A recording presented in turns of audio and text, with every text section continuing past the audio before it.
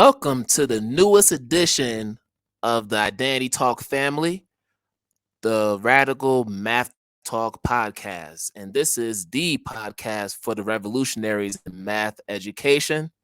I am your host, Sarfo-Mensah. And for the listeners and viewers who have been following us through the Identity Talk Educators Live podcast, we want to thank you for your support and for staying on this journey as we embark on this new path. So, why are we doing Radical Math Talk? What's the essence of it? Why are we doing this? Well, for those who don't know, when I first came into education, I came in as a math teacher. I've spent the past 10 plus years teaching secondary level math at the middle school and now the high school level. So currently teaching high school geometry online, at a school. And, one day I just told myself, we need to really talk about math in a different way because so often when we think about anti-racism, social justice, culturally relevant teaching, all these other topics and concepts that we hear all the time in our education circles, we don't always get the chance to really talk about it through the context or lens of math.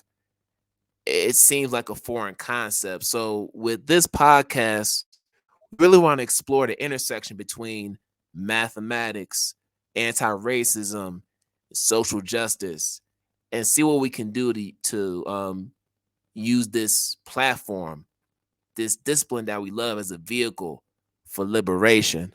So that's what this is all about. And I'm so excited about this.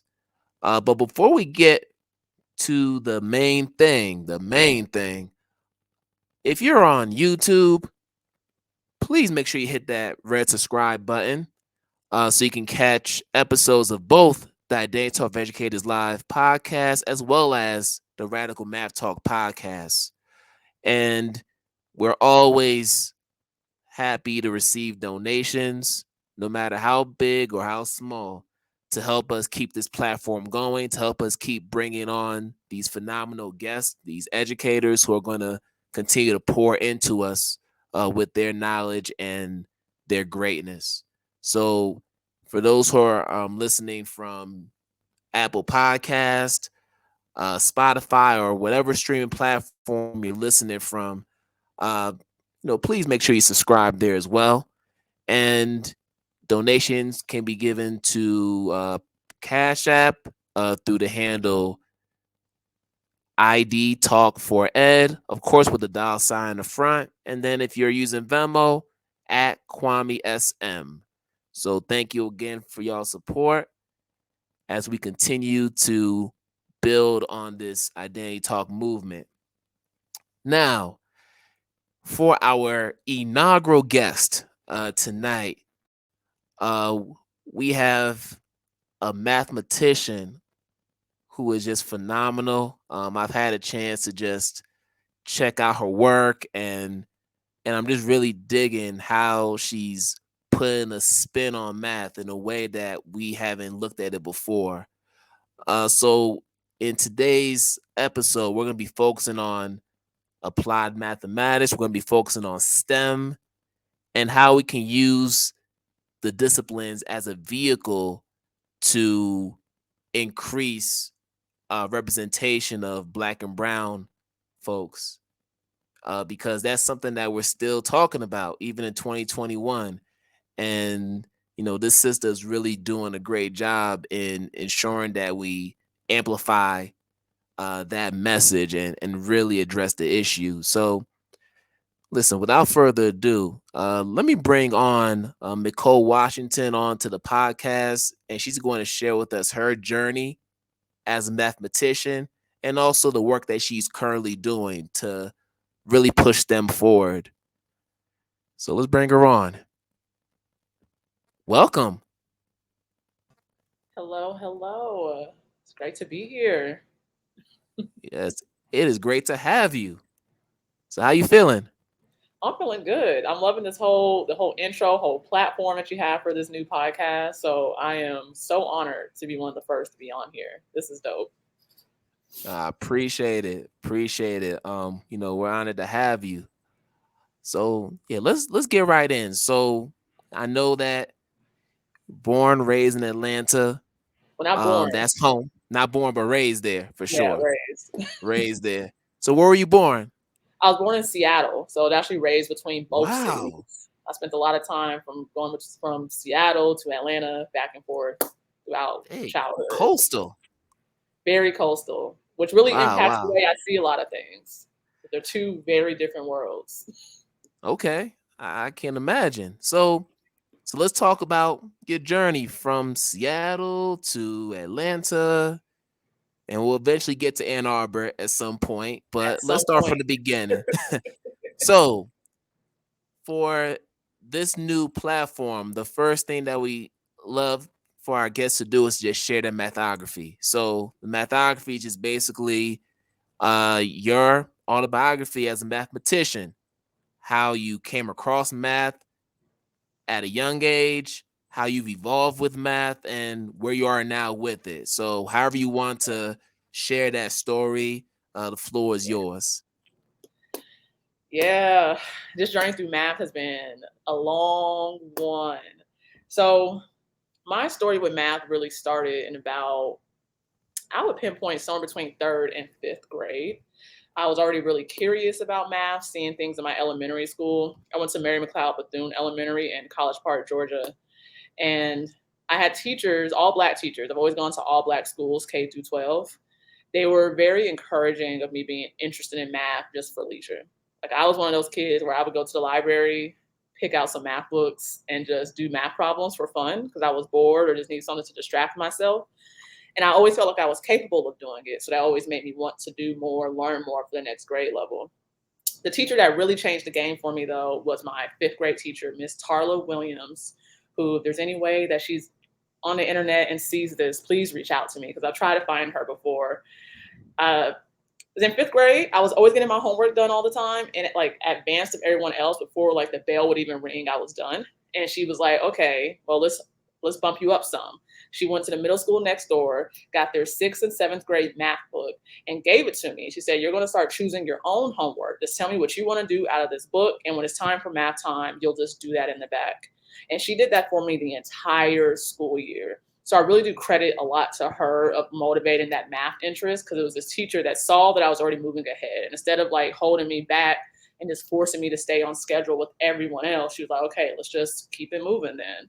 So from there, the math interest was just bound to stay.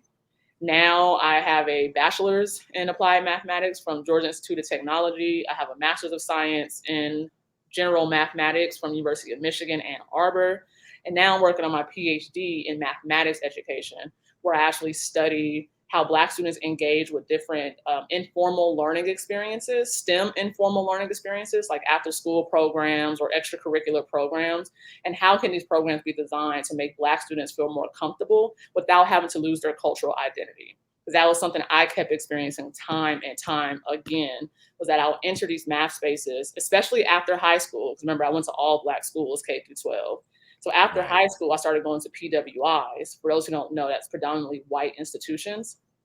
And I felt like I was constantly having to negotiate my ethnic and racial identity along with my interest in mathematics, which just didn't feel right. It's like, why do I have to choose like how I'm talking to people, how I want to just present in the classroom? Because there's clearly a cultural difference here. Because I was normally the only Black person in a lot of my classes, Same and it's here. like it could be really isolating. I mean, it was very isolating for me, especially in undergrad. So yeah, that's what I research now, just from my Oh, own lived experiences. yeah, that was the case for me as well. When I went to Temple University and Mm, as a math major, um, more times than not, I was either the only black person in my math classes or the or one of the few people in that class. That was just the norm during my 5 years there. But I want to ask you this: when you first got to Georgia Tech hmm and you started taking your math classes, did you get the sense that you were fully prepared to take on the rigor? of those courses? Because I know for myself, I felt like I wasn't as prepared as I should have been to take on the courses, but I managed to persevere through and graduate. But it wasn't an easy road. So I'm wondering what your role was like as an undergrad. It wasn't that bad my Okay. first 2 years. It wasn't until I started getting into the proof-based courses, which I went K through 12, then freshman, sophomore year, never really engaging with proofs. And that's Okay. something that a lot of math majors experience. And that's what really made me, I think that's when like the imposter syndrome and whatnot really started to settle in. 'Cause I was like, this is not Mm, the math I've known all these years. This is not what I was interacting with. Calculus, fine. Calculus 1 through 3 were perfectly fine. Differential equations, perfectly fine. My computer science classes, perfectly fine. They put me in, I think it was linear vector spaces was our first proof-based course, and then abstract algebra. I almost failed out of both of those classes. oh my And it goodness. was just, it was what I realized the problem was at that time was that y'all were asking me to learn two different things at once. You want me to Okay. learn the math content and you want me to learn how to produce proofs. Those are two different faculties of thought. Those are not the exact same things. Like I don't even understand what math, like abstract algebra is literally abstract. As I don't know if I curse on this, but it's No, abstract. no, go for it. Go for it. It's abstract Sounds as good. hell. Like you really have to take your brain and just do like a meta look over all this mathematics and these structures and these groups. And that's not necessarily the same as applying derivatives or integration or anything. But you're talking, even in abstract algebra, you're still talking about the same concepts, but it's in a whole new language, a whole new process. It took me out terribly. So those first 2 years was cool. I also did a bridge program, which I highly recommend for anyone. If you're going to undergrad, if you're going to grad school, I don't care what. If that university offers a bridge program, so something that happens in the summer before you start your first year, I highly recommend enrolling in those programs. Because most times they're trying to help you get a jump start so you could be ahead of the rest of the crowd. So when I did my bridge program, which was called Challenge at Georgia Tech, it was 5 weeks where we were taking the most failed courses for first year. So it was chemistry, calculus, computer science, and there was, I think it was a seminar course. And you get the whole first semester in 5 weeks. So Okay. that helped because it was like, okay, I had a first view of what's going to happen. I did really well that summer. So when I started my first actual semester, I had already seen all the content. It wasn't like a huge surprise. So that definitely helped me just, what's the word? Get comfortable, All adapt. right. I could have used that bridge program while I was at Temple. So I'll tell you what my journey was like. I started off with the first three calculuses, like you Mm-hmm. did, right? One, two, and three.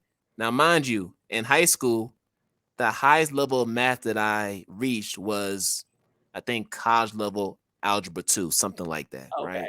Yeah. So when I got to Temple, I'm exposed to calculus for the first time, Mm-hmm. derivatives, integrals, all that. So I'm working with them.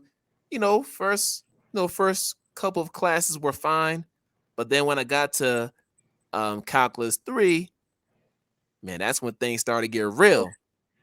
And And then can I yeah. ask you what? Because I've noticed that at different universities, Calc 1 through 3 actually means something very different. So, what was it in your Calc 3? What were y'all covering? Like, I guess broadly, if you remember. um, oh man, it's over 20 years ago, so I'm sorry, I Okay. can't even remember.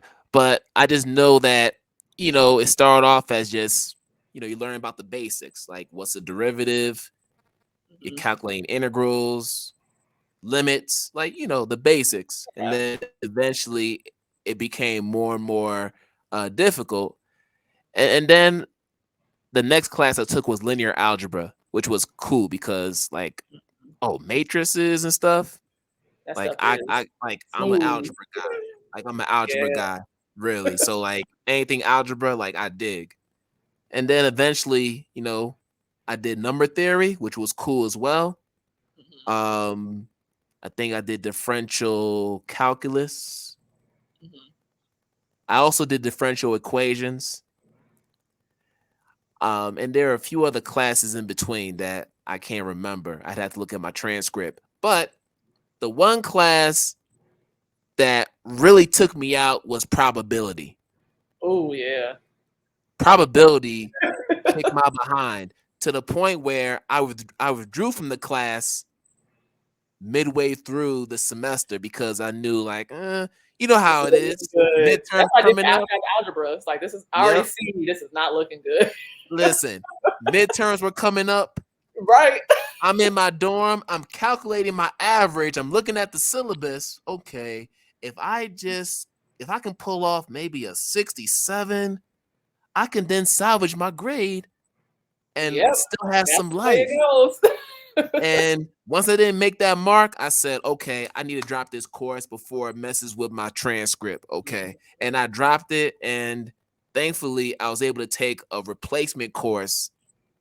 So I never had to take probability again. Thank goodness. I had some options because probability was probably one of the hardest classes I took. But what was interesting about my time as a math major during undergrad was the fact that when I came in, a lot of math that I was doing was very much computation based, Yes. very procedural. You Hmm. weren't you weren't trying to crack theorems and conjectures. It was really like, okay, here's an algorithm, here's a Follow these formula, steps. follow these steps, solve the problem, you get an answer. We didn't have to worry about explaining how we got the answer and why. It was very computation based. So then I get to Temple. Now we're doing all this abstract stuff. Now we have these theorems with all these variables, and then we're trying to figure out how to manipulate the variables in order to prove the theorem. That was a Yep. totally different It's a lens whole for me. new, yeah. It's a Like a whole whole new new way way of of thinking. thinking. Yeah, And for sure. I always reflect back on those moments now that I'm looking at education. So when I was started my master's, I was doing my master's and PhD at the same time. So mind you, I'm doing a master's in math, but then a PhD What? in math education. So Man. as I'm learning about all these educational theories and ideas, I'm still in the math classroom with some undergrads and a mixture of grad students. And I'm like, this isn't right. Like the way y'all are asking us to think about math, for one, you're asking all of us to think exactly one way, which I think is very problematic.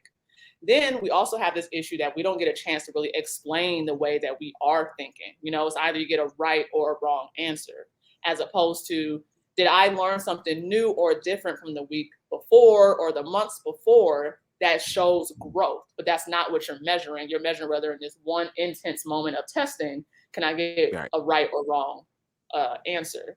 Which it made my master's very, like, I finished it with no problem, but it made it very difficult the longer I was in the program because all I could see was just the problems with the way that math is taught, especially on a collegiate level. Like on the collegiate level, it's like all gloves are off and people are roughing it in the streets. It's like it does not have to be this way. No, it doesn't. But it does get competitive at times. I can remember times where I'm in my math classes and I'm trying to get support from any of my classmates. Now, mind you, I'm one of the few black folks in this. In some cases, the only one. So when I'm seeking out support, I'm looking at either a white person or an Asian person Yep. And or an that, Indian person, right? hmm Because those were the people who were occupying my math classes at that time. And they'd be real stingy with it, like they wouldn't want to help you out. So I would end up going to the tutoring center to get support.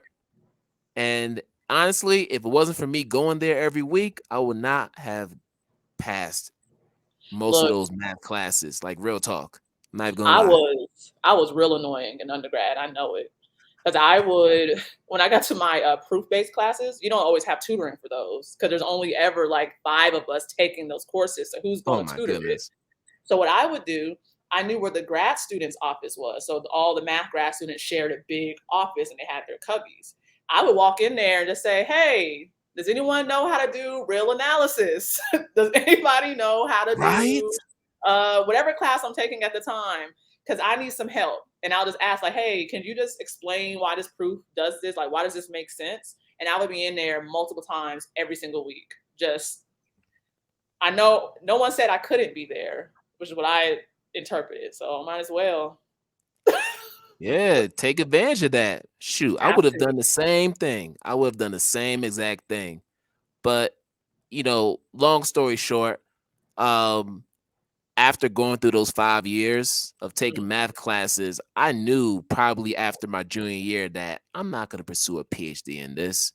Like Not the in just people that math. are in my class are all about cracking generational theorems and conjectures that have not been cracked for years. That was their goal. They were passionate about it.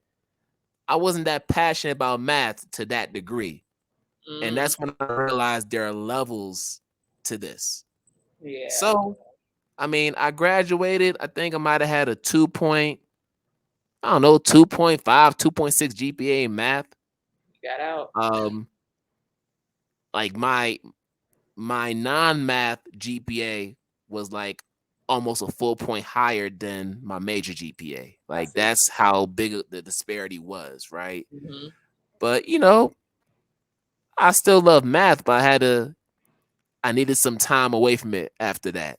I love 'Cause hearing that because the grade point average, when you understand how the education system works, like your GPA doesn't, it's really not a measure of what you know. It was a it measure really of a isn't. whole bunch of other things. And I think I turned out pretty well for myself. Of I course. still graduated cum laude. Of Thank course. goodness for those non-math classes. Wasn't for that, it probably would not have been the case. But I'm thankful. All right, I do want to switch gears now. So we've Okay. been talking about your math journey. Now let's transition into your work. So we have this segment called "Show Your Work." So of course, if you're a math teacher, those are your three favorite words. Yep. Student comes up to you, they only give you a solution. Where's the evidence? Show me how you got there. I want to see the steps. I want to see your thinking on paper.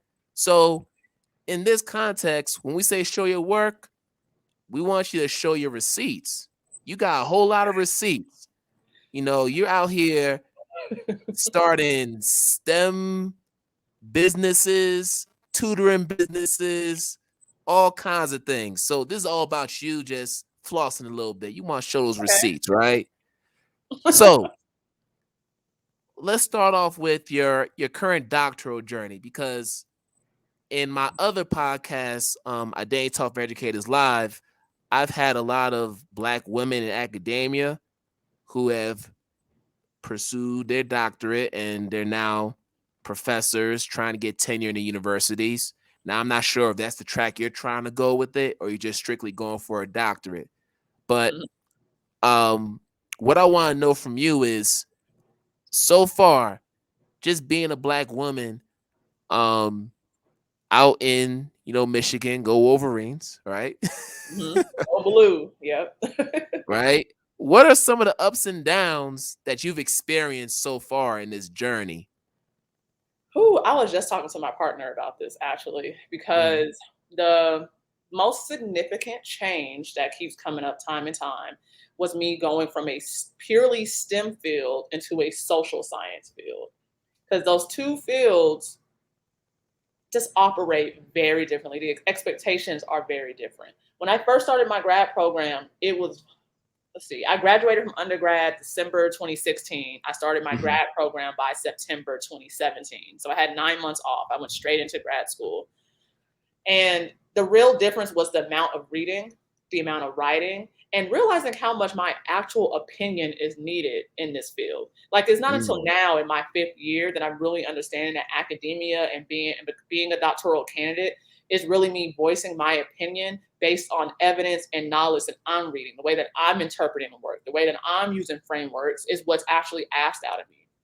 My first year, I was so used to taking math classes that were just like we said earlier, here are these steps to do these problems. You need to do Right. well on this test, do well on this quiz, and then you're done. Then I started grad school, and we're in this discussion-based course where you wanted us to read 10 articles in 1 week, and we're sitting here just having conversation. But I was feeling like, I mean, is there still an answer expected out of me? Like, what am I supposed to say here? What am I supposed to do here? I feel like you want me to say something specific, and that wasn't the case. And it's not until hindsight that I realized that it was like, okay, I have to really change what learning means to me, which has become a large critique for me as an educator now. When educators, especially in math classrooms, have these goals set out, I'm like, first of all, how do you define learning? Is learning Mm-hmm. when students just reply or repeat whatever you said to them? Or is learning about students being able to critique and have opinions on these ideas? Because that can be a thing in a math classroom as well. And that came from my own experience. Something else in the doctoral journey is figuring out mentorship. I've had a couple of issues just with picking advisors and understanding the advisor relationship and how your advisor cannot be everything for you. That you have to have a team of people in your corner and have multiple mentors that can support you in different ways, connect you with different conferences, read your essays for you, read your course assignments, help you engage with all the theories and nuance of literature. It really takes a team, a village to get through a doctoral journey. And these are all things I've just had to learn throughout. Oh, and most importantly, actually, is self care. I crashed terribly my third year of grad school.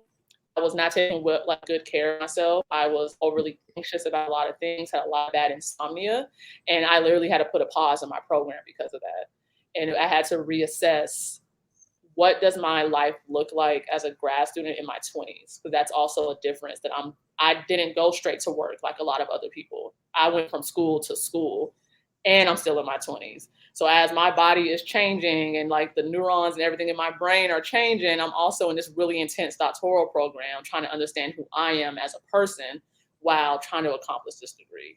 So that self-care component has been well needed. Now, with regard to the self-care component, do you feel like you were grinding as hard as you were because you're one of the few as far as black women in the Very. program, and there's like this sense of I gotta be 10 times better than these other folks in this program? Well, not even just the program, thinking about the whole world. It felt like the whole world was on my shoulders. Yeah, Yeah, like I as have a to, whole. yeah, like I have folks from undergrad who are supporting me who want to see me do great. I have folks from high school who want to see me do great. I have folks back from my hood who want to see me do great. And that's always on my mind. And definitely all the students I've had over the years. It's like I chose to go to grad school and do these things because I want to be a better educator for all of them. But the problem was I was so worried about doing everything for everybody else and was not thinking about myself. It's like I have to change how I look at this because if I'm not well, there's no way I'm gonna be well for everyone else. And what was nice in this new program was that I went from being the only Black person in undergrad into a education space where I'm not the only Black person. I'm not the only person of color. So I've noticed how that has done well for my mental health and not being the only person of color in my program, which is also why I moved back to Atlanta uh, while I'm still doing my PhD, because Ann Arbor honestly was too white for me. Like most of my time I spent in Atlanta seeing Black folks everywhere. It's like I need that energy and the warmth. I'm also tired of the winter. Mm-hmm. I hear that. I hear that. Now you're talking about, because I know you do some work with math educators as far as helping them improve their instruction so they can teach their Mhm. students, right? Um, do you feel like in math, a lot of the work that you're doing when you're working with these teachers is around, and I don't know if you use the term, but how do you get them to dismantle those white supremacist tendencies as far as how we approach math? Mm. Yeah, Like the, yeah. like the prescribed methods, not allowing for multiple ways to conceptualize math and these different topics, and all the other things that we had to go through when we were doing math. We went through the same system, Yeah. but we weren't able to name it what it is.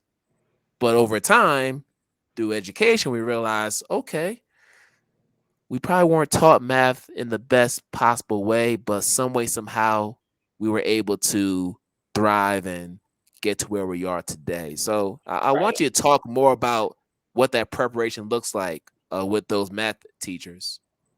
Yeah. So To be honest, I'm not always facing directly with teachers, especially not while I'm still in grad school, because I don't have Sure. the full capacity. The way I make capacity, though, in a way that works with my life right now, is through social media. So I'm very active on Twitter. Well, I've been off for like the past month, but you can see all my other old tweets where any opportunity I have to kind of show how there is racism or some type of sexism in math as it comes across my screen, I'm always making a thread. I'm always engaging with other people online to discuss what I'm seeing and how I'm seeing the problem, and offering them resources to say, I'm not just, talking out the side of my neck. Here are some resources you can also look into.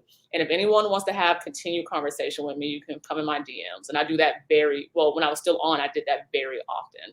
So I like to have that type of intimate dialogue because there are a lot of STEM educators on the internet. I was one of the founding members for the Black in Math Week that happened on Twitter during when the pandemic first started. That was last October, where we had a whole week of highlighting different mathematicians, different math educators who are Black out in the world. And through that platform, I also was helping promote the same ideologies about noticing when you're reprimanding Black kids for sitting a certain way or like having their bodies a certain way in class, like how that can really reinforce the idea of policing. When we know Black kids are already heavily policed out in the streets, that does not mean they need to be heavily policed in the classroom, where they also need care and love. So I also have some articles out there that I've written with a really good friend named Vanessa out in Canada. She goes by the Math Guru, where we written articles about how there's connection to police brutality and what's happening in the math classroom. So my way of really trying to help teachers see what's happening, because a lot of time, those of us in academia, we know what's happening, but we're having a hard time communicating with the teachers because teachers are busy as hell. They have a lot on Right. their plates. So, I also have grace with them when it comes to trying to pull white supremacy out of the practices, is that they got standardized exams, which a lot of us don't like. They have to appease their team leads, their supervisors. They have these students, these parents. So it's like whatever way I can get the content to them easily without forcing too much, that's my method. And also connecting them with other folks out there who I know do workshops or anything else that they can also connect with. So building that community, especially with folks like you too, you know? For sure. Now, I meant to ask you this question to start off, but I'm going to just backtrack a little bit. Okay. So, on this podcast, um, we want to try to educate folks on what the different disciplines within math are, right? Yeah. So, I was a math major, a general math major. So, I was pretty much delving into all the different strands of it: algebra, the calculuses, the trigs, the probabilities of the world. But you're doing applied mathematics. So if you could just take some time to just share with the audience what exactly is applied mathematics and what does that entail exactly? So applied mathematics is, this sounds simplistic, but the application of mathematics. Uh, it's usually easier for me to explain applied math when I think about one of the other options that are usually put against it, which is pure mathematics. So pure Sure. mathematics is usually that mathematics that's very theory based, very proof heavy. You're looking at all the theorems that have been trying to get proved for decades now and writing proofs all the time.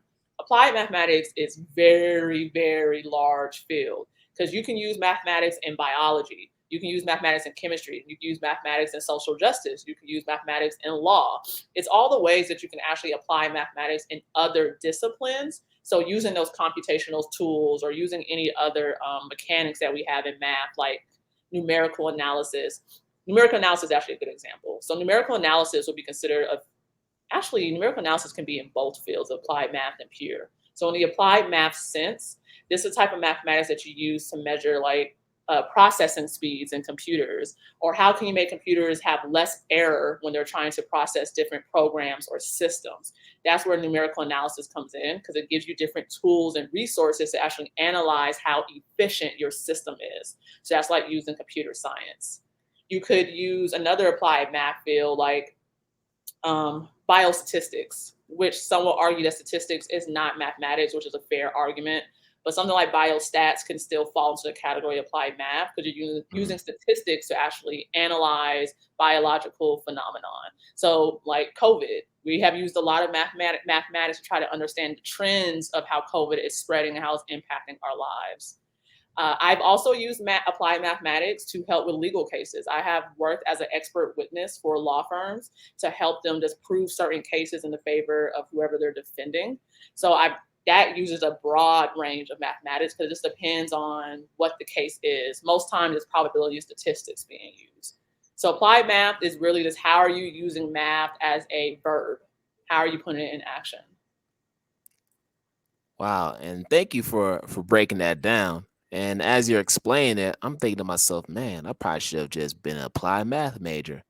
Now, It's I don't like, even think they I don't even think they offered it 20 years ago when I was at Temple, but you know, that's cool though. That's what's up. my degree was really conflated in undergrad. It said applied math, but it was general math. I did a lot of proofs and theorems and etc. that you would see in pure math. It's not until now when I look back at their course offerings that the Georgia Tech program is actually way more applied math now than it was when I was there. Okay, I hear that. So you do a lot of work around STEM education advocacy. Yes. Um particularly for Black and brown women, Hmm. which is interesting to me because I feel like there are a whole lot of Black and brown women in the STEM field even now. And it's been like that throughout history. Hmm. But for some reason, we're still talking about increasing the representation in that arena. So, from your perspective, how would you describe the state of STEM education within the context of Black and brown women today? Mm. So I've noticed with STEM education, when it comes to Black and brown women, there is a high concentration of us who end up going into education, which is interesting. We'll get a STEM degree in undergrad. We notice that something didn't feel right, something was uncomfortable. And we end up in a lot of diversity roles, outreach roles, education roles, which is great because I'm glad that we have the STEM knowledge and that we're capable of applying it for people we care. But it's also like these are Black and brown women are going to have a really specific way that we're engaging with STEM content, like actual physics and chemistry. And it sucks that there's not enough spaces that can really honor the way that we think about STEM, like the actual Right. content itself. So it's more of a workforce problem when it comes down to it. Because a lot of times, Black and brown STEM professionals, they don't feel comfortable at their job. They don't feel like they're being respected. They don't feel like they're being valued for what they do know. And oftentimes, some of them do get forced into the outreach and diversity roles. There's those of us who are choosing to be in it, and there are others that get pushed into it. And not saying that they don't enjoy it, but they may not have been their original goal with their STEM degree. So, nothing about the women. I don't know. There's still so many of us, and let me also add, there's still a lot of us who are in STEM for real, who are doing astrophysics, who are engineers, electrical engineers, biomedical Yes. engineers. We're still out here doing that STEM work. It's just that we're working in places that aren't necessarily valuing our thought processes and how we're thinking. Right. And it feels like a Katherine Johnson situation where like a Hidden Figures, like the Hmm. brilliance is there. So many hidden figures out there. You know what I So mean? Just she's killing it in the game, and then but then she's not getting the opportunity to showcase that she's being stifled. right. And it's not her fault. Because like when No, you not look at at how all. the workforce is built up, it's very white leaning, very white male leaning. It's not necessarily a place where you feel like home. In a lot of my research, I look at how do you make Black students feel comfortable in a STEM space, and a lot of it is about them feeling like a sense of belonging. So those who are watching, sense of belonging is an actual concept in STEM education. Whether a student feels like they belong in that community. If they feel like they belong in that community, that can impact their identity. Another concept. The identity is saying whether you see yourself as a STEM person, which also impacts your agency. Another term in STEM education. Do you feel capable of actually using your talents, your STEM Yep. abilities? So if a Black woman is not feeling like they belong in the community, they may have a hard time believing that they're actually a STEM person, despite all their degrees, despite their ability to be in that position that they're in at that moment as an electrical engineer or astrophysicist. And if they don't feel like they are that person, they're going to have a hard time being able to use the skills that they actually have. And a lot of times that has to do with the environment that they're actually in. Does that environment actually make them feel like they belong in that community? No, for sure. And I want to touch on intersectionality for a second, because I was reading a publication a while ago Mhm. from Dr. Danny Martin. Oh, yes, yes. That was my Um, advisor. yes, shout out to Dr. Martin. And, he was talking about the racial hierarchy of mathematical ability, Mm, right? Where you have Black and Latinx folks at the bottom of this hierarchical structure. And of course, you had white, Asian, Pacific Islander folks like near the top. mhm. So I'm wondering from you, the races, how prevalent is the racism within the STEM field? And also, being a woman, do you also experience sexism? Right, right. Oftentimes, I break it down into three categories. I hope I can remember my three categories right now. There's the math as content or STEM as content that also works. There's STEM as a pedagogy or as like an educational tool. And then there's STEM and or math specifically as we see it in society. Those are usually my three. Yes. So content, the math that we are using is part of a power system. We talk a lot about the Greek philosophers, those in Europe from centuries ago, Archimedes, Plato, etc. And that's the math that we're using primarily. What's weird about that to me is that in that power system, when one person is accredited with the work, we tend to ignore everyone else that was around them that also contributed to that work. And just because that one person had that idea, how can we say that someone else wasn't having the exact same idea somewhere else in the world? There was a power system that was promoting them and saying, hey, this is the guy we need to listen to. Hey, our high society with all the money, listen to the math. Look at Pythagoras' triangle, and let's keep doing it. Uh, That was the let's one not get math we started with that. were looking at. Whereas we definitely know already, what's his name? Ron Eglash. He's a professor at the University of Michigan. He has done a lot of work looking at fractal patterns and geometry within African cultures. I hate that I can't remember which country he looked at particularly, because we know Africa is not a monolith. But there was one culture he was looking at in the way that they were building their villages and how it was built in fractal patterns. Now, these fractal Mm. patterns of how they were building their homes was happening way before any white man ever said fractal was a thing. Yet, we credit a lot of the fractal conversation in mathematics to the white man who had the power structure behind him in the Western world. So STEM content is biased. What we're learning in present day is biased. We just keep doing the same thing, and it's pushed across the whole world. So then you move over to how we're teaching mathematics.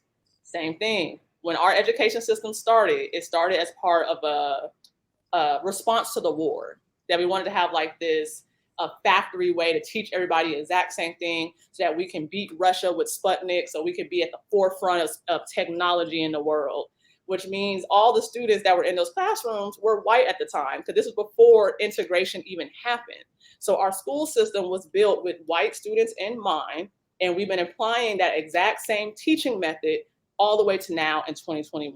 We still teach all these subjects as separate, which is a part of like that factory system where, you learn this, you learn that, you learn this, where we already Right. know interdisciplinary learning is a thing and can be more useful than siloing our knowledge. On top of just like the structure of a classroom where you have someone in the top at the front of the classroom who's just lecturing to you all the time. And you're supposed to write down and just repeat what they say. That's Yep. only one method of learning. So that's part of how there's bias in the way that we're teaching, because we're not inviting other ways of understanding knowledge, in which I want to do a shameless plug about Montessori schools. I love how Montessori schools approach learning for kindergarten up to, I think they only ever go to like 6th grade or 9th grade. They are Yeah, really it's about, usually like elementary. yeah, they have an amazing way to follow the student's interests, and that's how you guide the learning. Everything is very student-centered. So you have this bias in the way that we're teaching STEM content because of the structure of our education system. Then you have the bias of society. We put math and STEM on a high ass pedestal. We say We do. people who can do this can get money.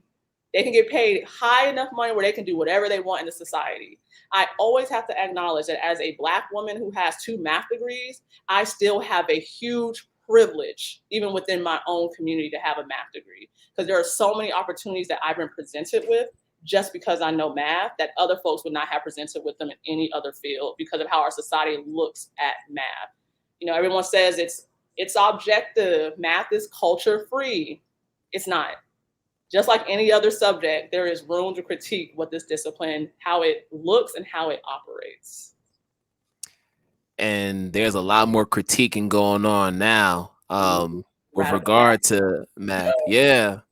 And it's brought some controversy, you know? Mm-hmm. But you know what? That's the kind of noise that we need right now. And even, with that last comment you made, you know, I'm not nearly at the level of math that you are.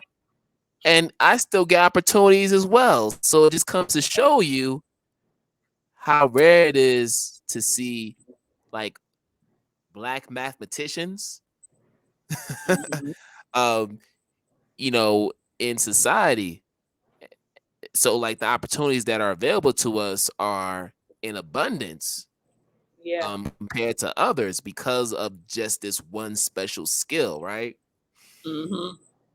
Just right. And thank you. That one special skill.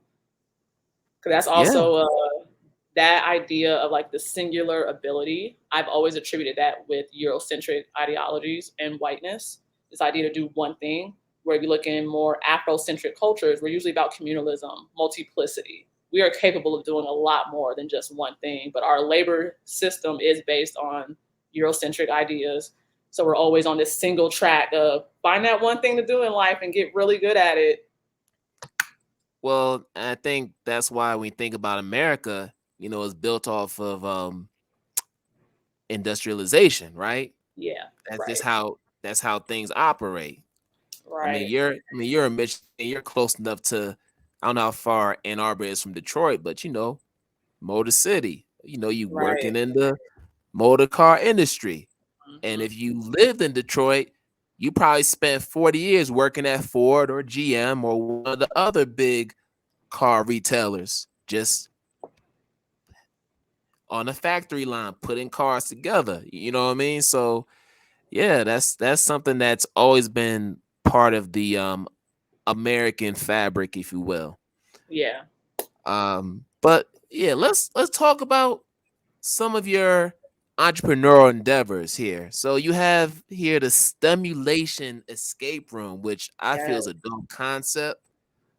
So talk to us about how you came up with the concept of STEMulation and what do you want to accomplish through this project? Oh yeah, one of my favorite things to talk about.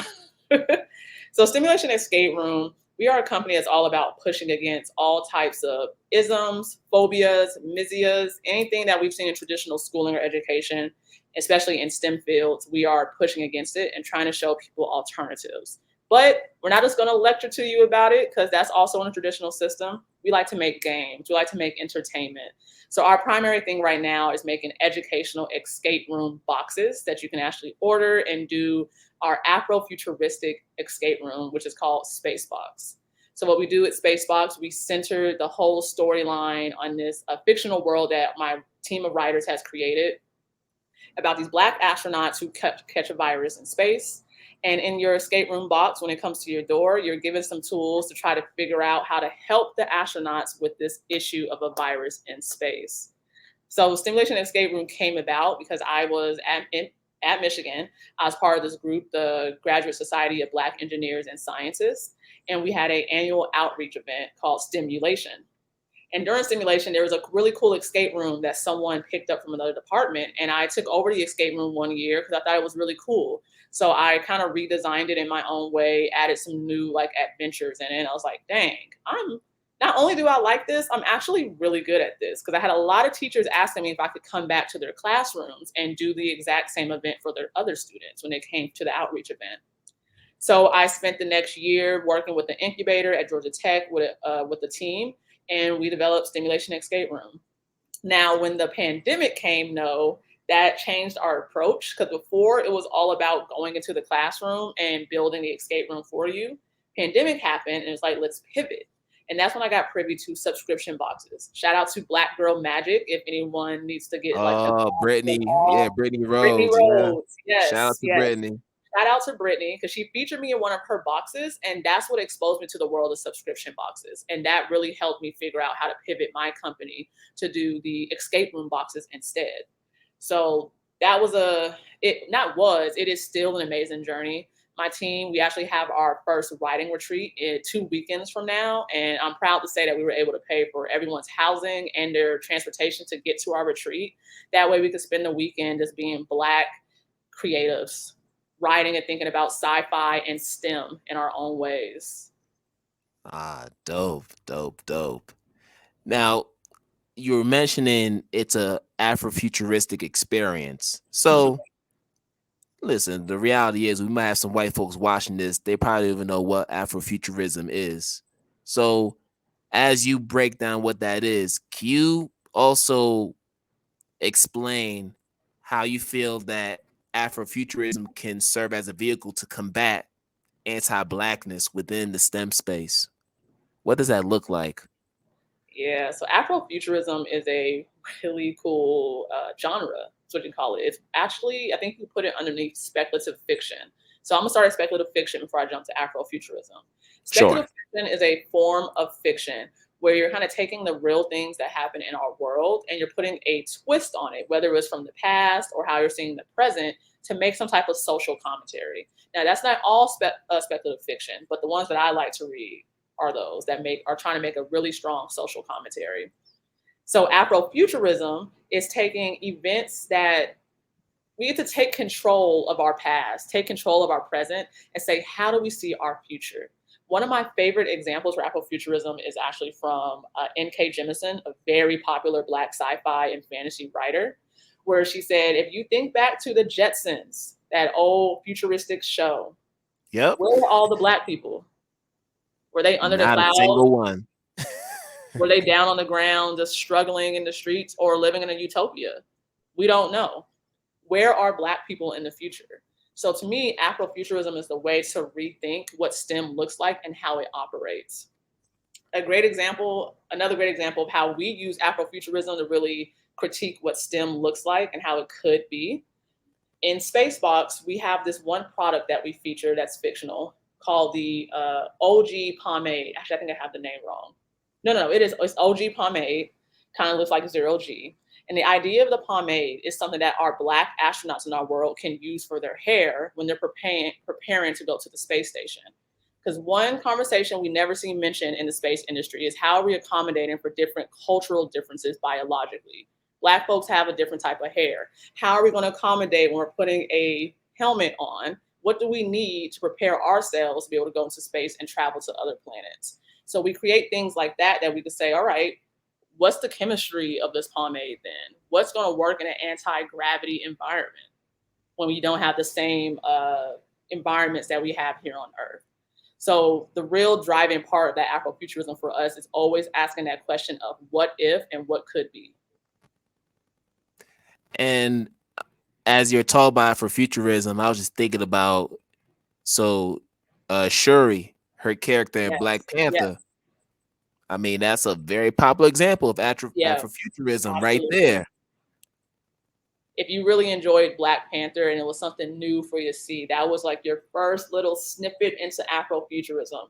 And from there, I really want you to start reaching into more of it. You have Derek Bell, you have Itasha Romack, you have Octavia Butler. There's so many authors out there who are doing amazing work in Afrofuturism. Tomi Adeyemi, not necessarily Afrofuturism, but I think the work that she does with Children of Blood and Bone can still stimulate new ideas about what tech looks like based on African traditions. I believe she's, I don't want to say her nationality wrong, so I won't even try. She's not American though. So Nigerian. Is she Nigerian? Okay. Nigerian, yeah. Okay, so she has a lot of Nigerian influence in the way that she writes and looks at technology through the Children of Blood and Bone book series. So Afrofuturism is really just taking what makes us unique. we know we're different from other cultures. So how do you take our unique cultural identifiers and what does that look like in a STEM field and what we need and what we can use moving forward? All right. Ooh, man, we could talk about this all day. Really good. We really could. We might have to do a part two for real, for real. I'm But down. Having these conversations. yes. But I see we're about to approach the hour, so I do want to start wrapping things up with our lightning round. So this is real light. We're going to be asking some quick hitter questions to close us out so we can know a little bit more about you outside of the STEM space. So here we go. Now, I know that you're really big on roller skating. You Oh know, yeah, it's an ATL thing. it You know what I is. mean? It is. It's an ATL thing. So that's just natural. It's organic. So how has roller skating enhanced your quality of life? Because I know you mentioned that, you were stressed out at one time during your doctoral journey. So how does roller skating help you out? Man, it's so freeing. Oh man, roller skating is like a whole nother sense of creativity for me when I'm moving around that floor. And when I was in Ann Arbor, I used to go to the tennis courts to go skate, and I would just be rolling around, frontwards, backwards, spinning, falling, tripping. The whole gamut of things that happen with skating, and it just, I don't know. It's one way for me just to like relinquish all type of external control that's I feel on my life and just to be free, especially with the music too, because I have a really good skate playlist that I like, and I like to listen to it in that order because it just gets me going. Nice. Favorite math concept? Calculus and specifically integration. I love teaching and learning it. Even when I taught to learn about integration from a real analysis perspective, which is proof based, I loved it. And I think the only reason I love teaching it is because I really understand it well. So I can engage with it from different angles. For sure. Most difficult math concept you've had to learn Mm. at any point of your journey? Everything about abstract algebra. That took a long time to understand. It wasn't until the third time I took the class, which was in grad school. A book you are currently reading, and it doesn't have to be a book that you have to read for your doctoral studies. It could be something for leisure. I read a lot of vintage National Geographic magazines that I get from the thrift store.